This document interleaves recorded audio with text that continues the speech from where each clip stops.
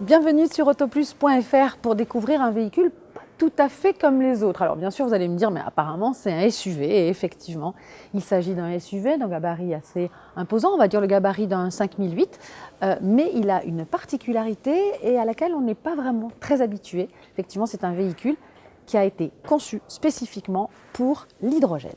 La particularité aussi, c'est que l'aérodynamique a été extrêmement travaillée. On a les poignées de porte, vous voyez ici, qui sont vraiment incrustées, un petit peu d'ailleurs comme les Jaguars, et qui évidemment sortent lorsqu'on appuie sur la télécommande.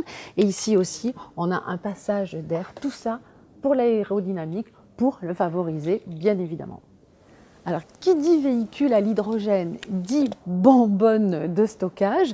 Celle-ci se trouve à l'intérieur du véhicule sous le coffre, mais le coffre quand même est assez vaste puisqu'il a un volume de 471 décimètres cubes. 3 bonbonnes sont disposées, une ici à l'arrière et les deux autres sont à peu près à ce niveau-là. Évidemment, on recharge ici par une trappe différente de celle d'une voiture normale, bien évidemment, avec, et ça aussi c'est extrêmement intéressant, la capacité de recharger, de faire le plein en 5 minutes, ce qui est totalement différent de faire le plein en électricité traditionnelle. Alors, si vous vouliez savoir à quoi ressemble un moteur d'un véhicule électrique alimenté à l'hydrogène, donc avec une pile à combustible, eh bien voilà, ce Hyundai Nexo a une puissance de 163 chevaux et l'autonomie annoncée pour le moment est de 800 km. En plus de l'aéro très travaillé, les designers ont eu quand même le souhait et l'envie de faire différent, et ça c'est plutôt sympa, notamment ici avec cette signature lumineuse des feux de jour qui court sur tout l'avant du capot. En général, c'est une signature qu'on voit à l'arrière, et là pour la première fois, un véhicule l'affiche à l'avant, donc là il sera bien évidemment reconnaissable entre tous. À l'intérieur, on le remarque tout de suite, le design est très original avec cette énorme console centrale. Il y a quand même pas mal de rangements, notamment ici, pas mal de prises aussi USB pour recharger son téléphone, etc. La boîte de vitesse, entre guillemets automatique, est assez originale avec juste ici, sur cette console centrale, quelques petits boutons. Et puis là, ce qui est aussi assez sympa, c'est cette grande dalle d'écran avec ici un écran tactile, mais qu'on peut gérer aussi avec le bouton.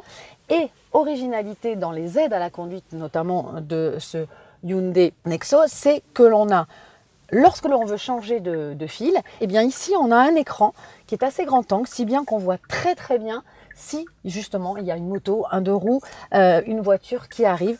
Et ça c'est absolument nouveau, c'est du jamais vu. Les caméras sont implantées dans le rétroviseur et ça nous permet vraiment d'avoir une vision d'ensemble très très utile et très bonne pour la sécurité.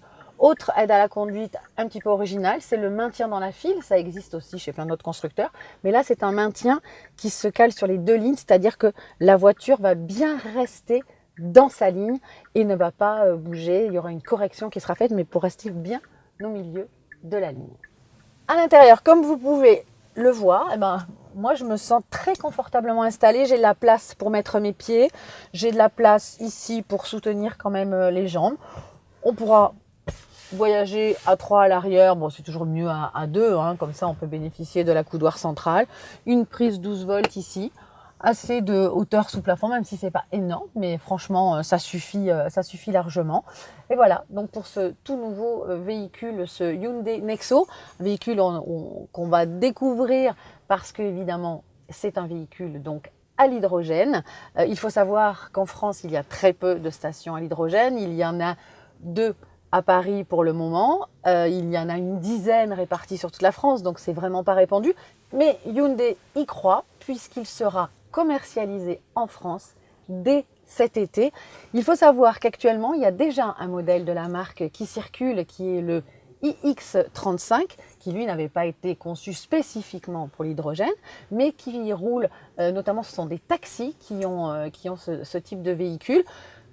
Ce Nexo va le remplacer. L'avenir nous dira si la solution des véhicules à l'hydrogène est la solution ou pas.